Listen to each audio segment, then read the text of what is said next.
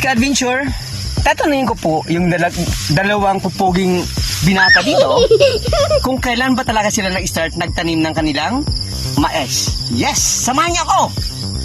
Yun. Sir Joseph, kailan ka nag-umpisa magtanim?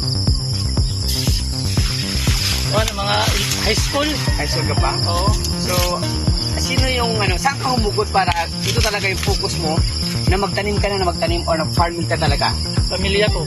Talaga? Kasi pagkakala mo, graduate ka ng course, no? Tapos talagang, sa ngayon mga ka-adventure, hindi siya nagtatrabaho. Talagang pinupokus niya yung pagpa-farming niya. Di ako lang trabaho kasi walang sa lupay namin.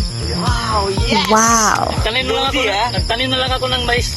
So, Yes. Sir, magkano naman kita ng mais kada harvest? depende sa kalaki ng kuwan. Tinanim. So, kung sasabihin natin, 1 hektarya, magkano naman yung income mo? Di magkapareha. Meron kuwan. Meron mga 50, 40, 45. Depende. Grabe ka, sir, So, sa sweet corn, depende rin sa kuwan. Ayan Kung mga katulad nito, ka-adventure, sweet corn, kung bultuhan medyo mura, pero kung kinilo, medyo mahal. malaki talaga ang kita. So, ganun pala talaga ka-adventure, no? Kaya pala siya hindi nagtatrabaho kasi malaki yung kita niya dito. At alam niyo po ba, kasama ko rin si Sir, yung aking paboritong orderan ng kanyang mga fresh na vegetable. Mas fresh pa sa jowa niyo, ha? Sir, ano pa ang tanim natin ngayon? Saka yun sir, talim namin doon na talong, ay sitaw, saka yung kamote. So, kumusta na po ang farming natin? Saka yun sir, kasi mahangin kasi sir, tawag din habagat. Oo, yung mga gulay namin, medyo maraming uod. Napituhan, okay. Kunti lang ang kuwan. So, magkano rin ang kinikita nyo sa farming nyo? Depende rin sir, kasi sa status sir ng klima natin, di pare-pareho eh. Katulad noon, yung mga gulay ko medyo ganda, pero ngayon na habagat, maraming uod, di pagkapareho. Ganon. Yan ka-adventure, no? So, by season pala talaga. So, kung maganda ang weather ng Surigao, maganda rin yung kitaan ng mga farming, lalo-lalo na yung mga vegetables. Ganon ka-adventure. Alam niyo po ba, nabibilib ako sa dalawang to, kasi mukhang artistahin, ha? Pero biro mo, nagpa-farming lang sila. Pero alam niyo po ba, pagkakaalam ko talaga, mas malaki pa ang kikita nila kung mas masipag pa sila at magplano kung paano ba talaga madiskarte para talagang yung tanim nila patok at marami silang maka-harvest. At alam niyo po ba, ang dami nilang customers.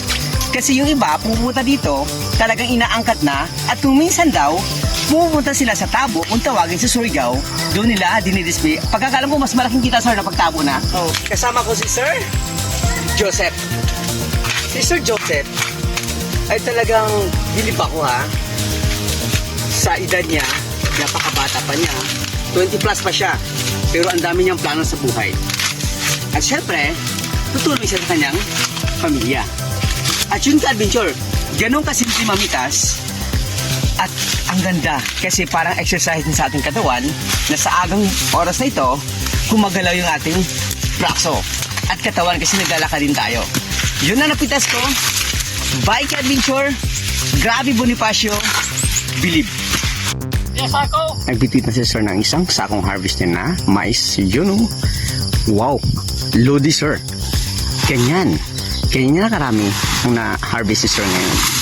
Yun, yan si Sir Joseph, artistahing mukha, pero purely farmer siya.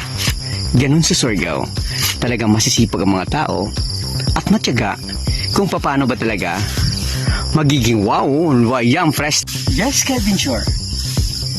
Talagang maganda yung experience ko ngayon kasi nakapamitas na kami ng mais.